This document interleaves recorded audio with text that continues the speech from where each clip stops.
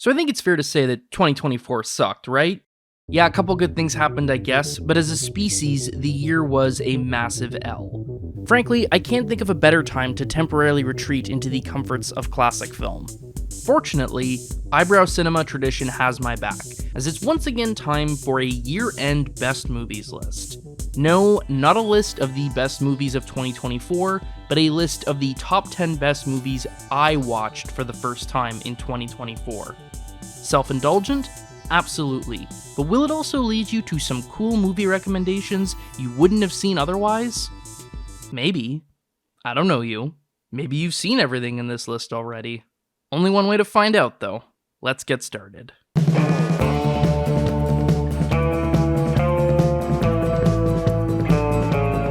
Number 10. This year, we're starting big.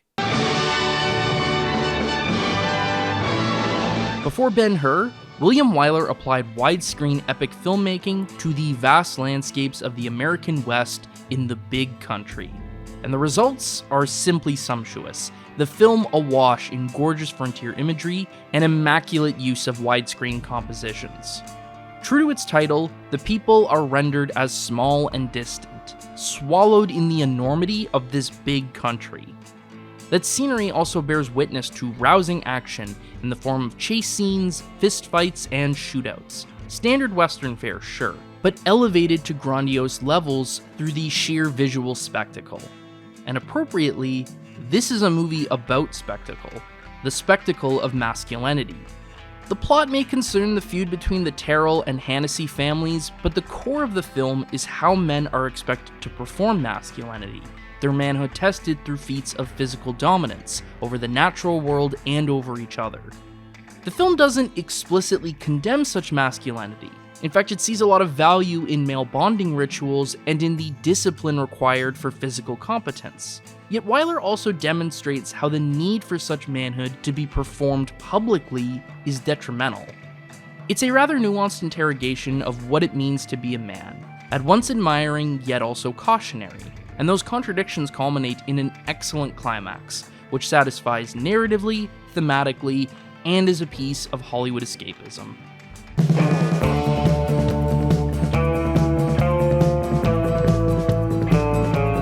Number 9. Imagine you're a semi-out gay Englishman in 1970 who just directed the most avant-garde and experimental film to ever win the Best Picture Oscar. What do you do next? If you're John Schlesinger, you make Sunday Bloody Sunday. The film explores a love triangle of sorts. The young artist Bob, romantically involved with middle-aged Dr. Daniel, and divorcee Alex.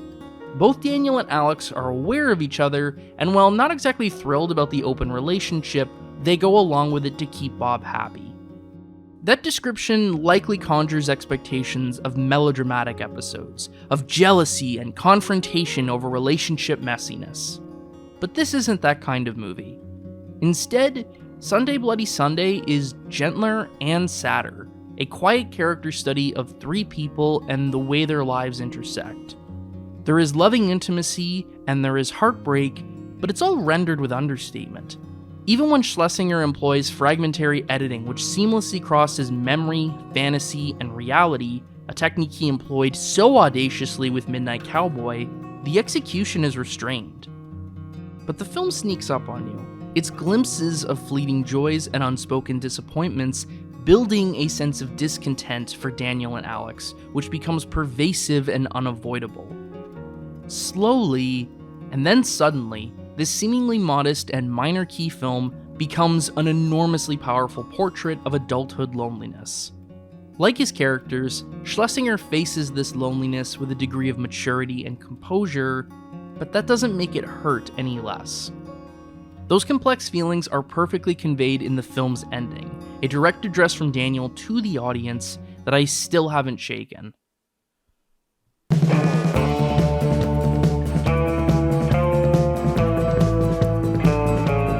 Number 8. Nothing like a 70s crime flick. The Friends of Eddie Coyle was actually recommended to me by my friend Mike. Shout out to Mike. The New Hollywood was of course famous for injecting new levels of grit into the American crime film, but the Friends of Eddie Coyle is even more raw and stripped down.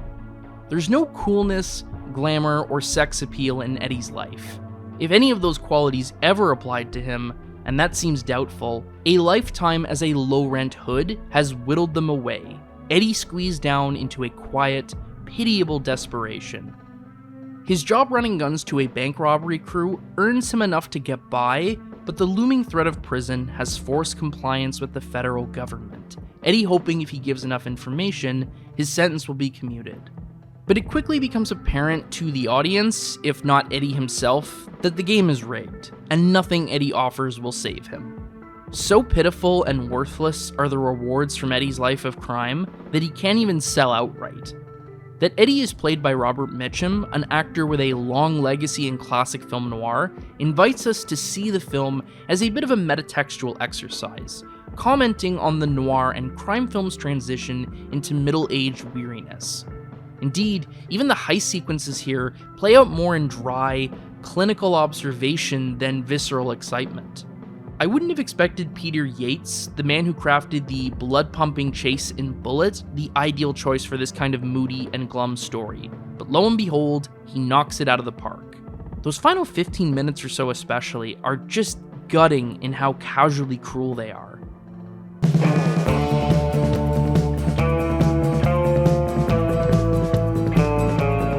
Number 7. So, remember this bit from my watch list video? When are you gonna watch Funny Games? I got around to it. I finally got around to it. Guten Tag. And honestly, I was somewhat hesitant to. I knew from reputation that Funny Games wasn't just a thriller, but also a fourth-wall-breaking deconstruction of the thriller as a genre, one directly confronting the viewer for their enjoyment in cinematic suffering.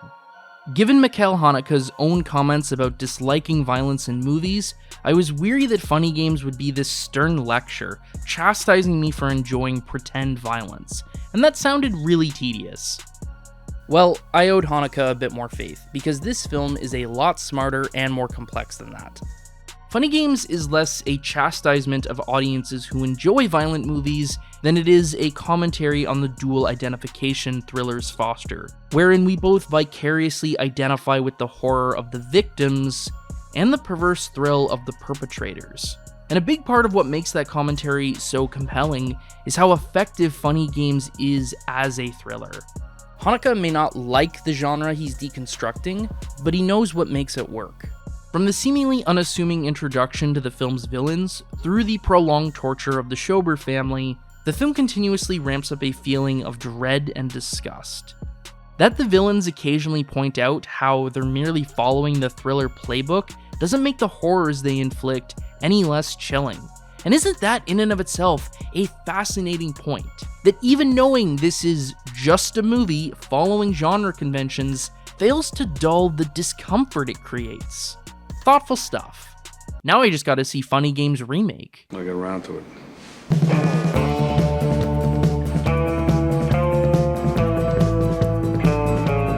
Number 6. After spending a ton of the studio's money on the sprawling science fiction masterpiece that is Metropolis, Fritz Lang decided to take things easy with a simple spy movie. And by simple, I of course mean Lang made a blisteringly exciting espionage epic, complete with some of the best set pieces of the silent era. Spies begins in the thick of the action, boiling its scenario down to a series of direct images.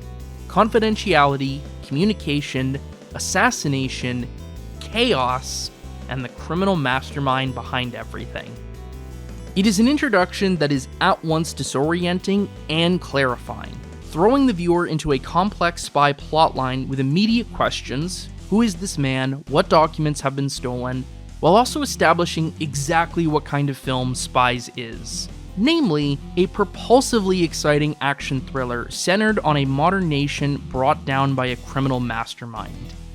Indeed, Spies shares a kinship with Lang's Dr. Mabuse series, right down to Lang again using Rudolph Klein Rouge as his brilliant criminal. Spies is far less famous than Dr. Mabuse, but no less influential. You can trace a direct line between the film's brand of espionage to the spy thrillers of Alfred Hitchcock, while the crossing of spy romance and diabolical villains who head secret criminal organizations is echoed through the James Bond series.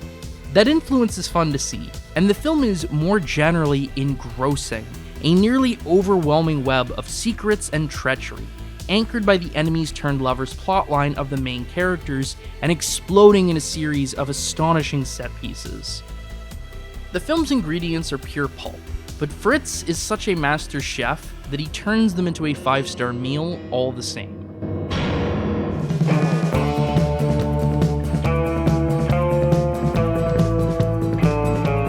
Number 5.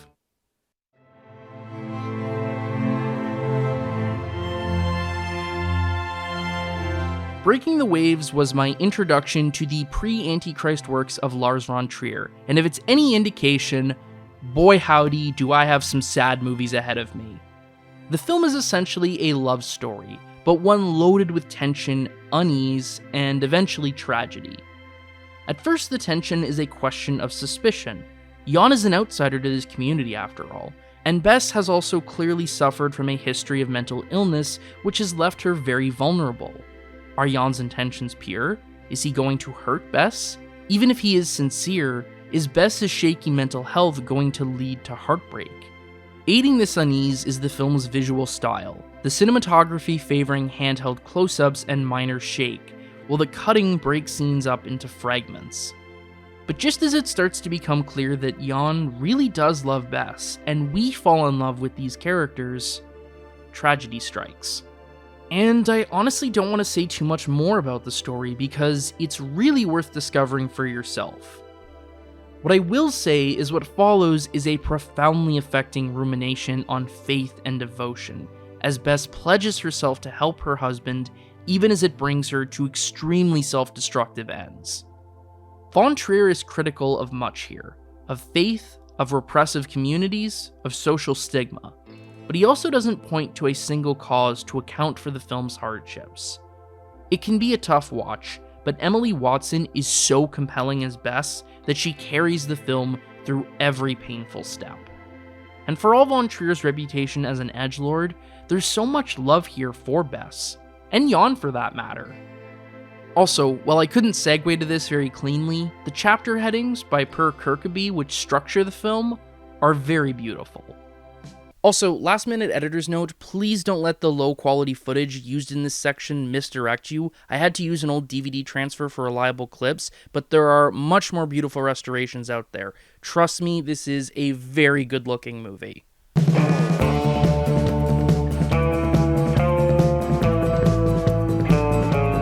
Number 4.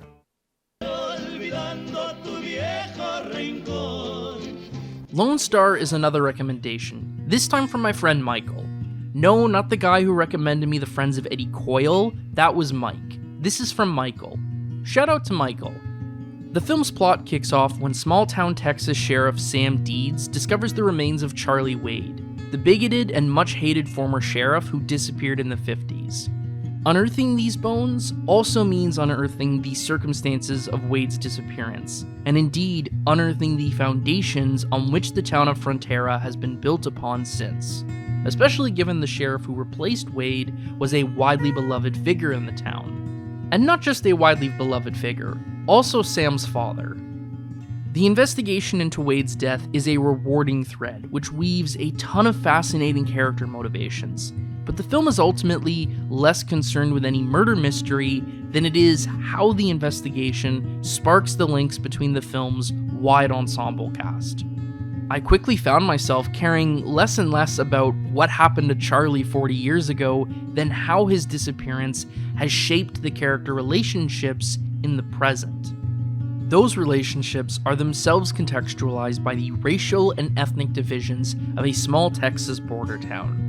Writer-director John Sayles indicates this thematic focus early in a scene where high school teachers debate how they teach their students about the history of Texas. One side argues that such history must include histories of genocide, colonialism, and racism, while the other argues that teaching that way is anti-white. tearing everything down. Tearing down our heritage. Nice to know nothing ever changes. This argument is in fact the heart of the film, not merely a look into how people are divided by borders, both those drawn on a map and within one's own mind, but also an attempt to grapple with history itself. Lone Star asks what it is we should hold on to, and what we ought to forget. The film both acknowledges the strength of historic myths in informing the present, while also indicating the need to move beyond them for the sake of the future. Forget the Alamo. Hey, you don't have to tell me twice. That movie blew ass.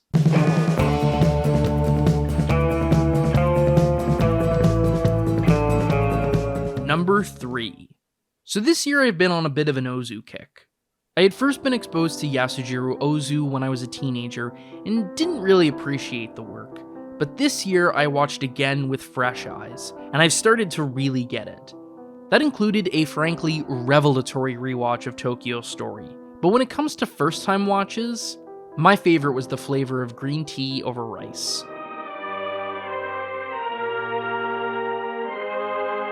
Which is funny, because I wouldn't have necessarily expected this to be such a highlight when I first watched it. Even by Ozu standards, the flavor of green tea over rice takes time to fully reveal itself. We spend a lot of time patiently observing a married couple as they go through their lives, semi-independent of each other, while they also help arrange a marriage for their young niece. It's only when said niece protests that arranged marriages are unhappy and the aunt and uncle are prompted to reconsider their own marriage that the film's primary dramatic drive suddenly comes into focus. The complacency of our husband and wife is called into question, as each begin to contemplate whether or not they're actually happy with each other, or if they've merely settled into a routine together. And it's here where the film's slow burn storytelling pays off in dividends, the audience now able to re-examine the seemingly mundane social interactions and comments from the film's first half. It's a fascinating marriage story, and a fascinating portrait of how the radical ideas of a young generation can disturb the foundations of the old. I'll be continuing my Ozu watching in 2025, including my first dives into Ozu in color, and if any of his films even approach the power and intimacy of the flavor of green tea over rice, then you can expect to see him again in next year's list. I'm certainly looking forward to more.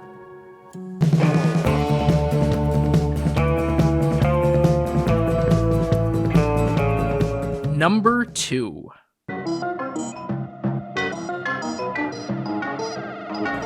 Though not quite the best movie I watched in 2024, Ikari XB1 is most certainly my most treasured cinematic discovery this year. The 60s Czechoslovakian science fiction epic caught my eye when it was added to Criterion's streaming service, and it's a real gem. An ambitious tale of space exploration that echoes some of the sci-fi sensibilities of the era, while also being wildly ahead of its time. Set in the 22nd century, the film follows the crew of the Ikari XB1 as they voyage from Earth to the Alpha Centauri system to investigate an alien planet. The structure is plainly episodic, as we watch the crew bounce from a series of encounters, including the discovery and exploration of a derelict space station, and entering the orbit of a dark star which afflicts fatigue and exhaustion. What links these episodes is the increasing burden placed on the crew, as they navigate the extreme challenges faced in space, as well as the psychological toll from being isolated and separated from their loved ones back on Earth. Rather than any one thing, the film is concerned with the mounting pressures of space exploration and the efforts of the Ikari crew to maintain themselves despite those pressures. It's that serious interest in character psychology, along with the use of hard science fiction concepts like time dilation, that most distinguishes Ikari XB1 from the cornier and more quaint sci-fi cinema of the 50s and 60s. Aesthetically, the film bears some retrofuturistic elements, including an amazing Robbie the Robot-style robot named Patrick, who is a goddamned hero, respect unto his name, and the fashions also carry indicators of the 60s. But the overall design of the ship feels wholly original. It doesn't exactly feel realistic, but the look is so fully defined and specific that it's entirely convincing anyway. It also helps that the film is shot in a very moody black and white with some great widescreen imagery. That Ikari XB1 preceded the more famous hard sci-fi innovators like 2001: A Space Odyssey and Solaris certainly gives it a historical importance, but you don't have to view the film as a history lesson to take enjoyment from it. I had the pleasure of introducing a theatrical screening for the Cinema Society of Kingston, and while I was primarily operating from the selfish position of just wanting to see the movie in theaters myself, the whole audience had a great time. If you have any taste for quality science fiction, you owe it to yourself to seek out Ikari XB1.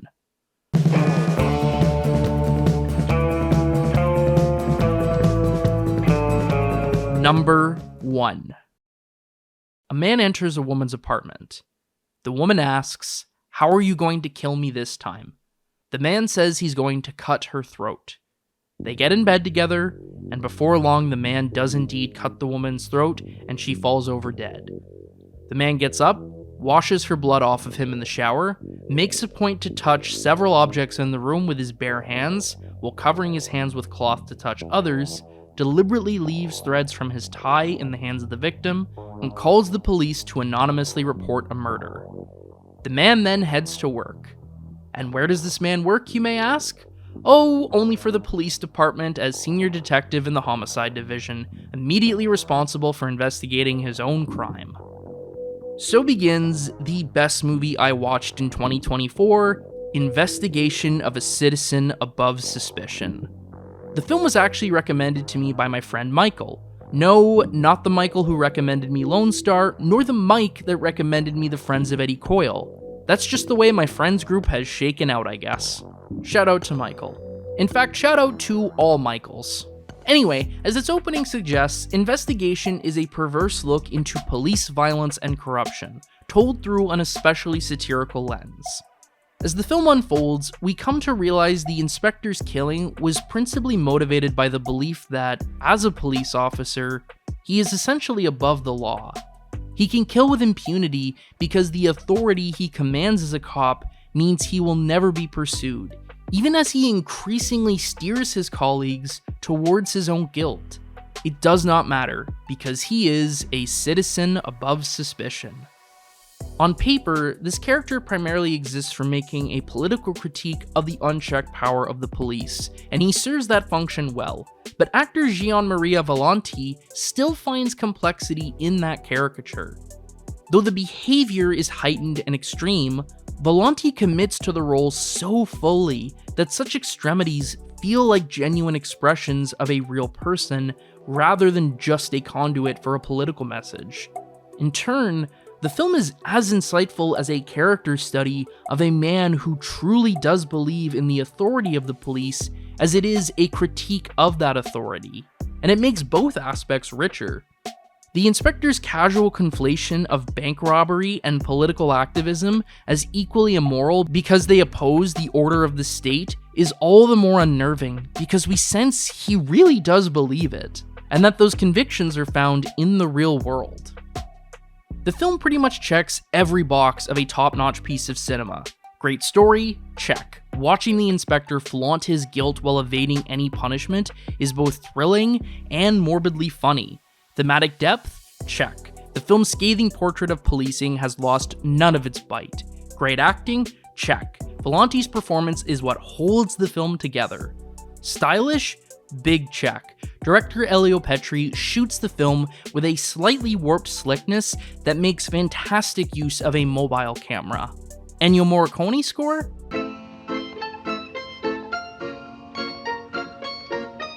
Oh, you better believe that's a check. The film is simply firing on all cylinders, delivering an audacious and intoxicating cinematic experience that's not quite like anything else I've ever seen. And that's my list. Let me know what you think of my picks, and please drop your own best first-time watches in the comments. And if you want the inverse of this list, you can head to my Patreon, where I count down the top 10 worst movies I watched in 2024. Happy New Year.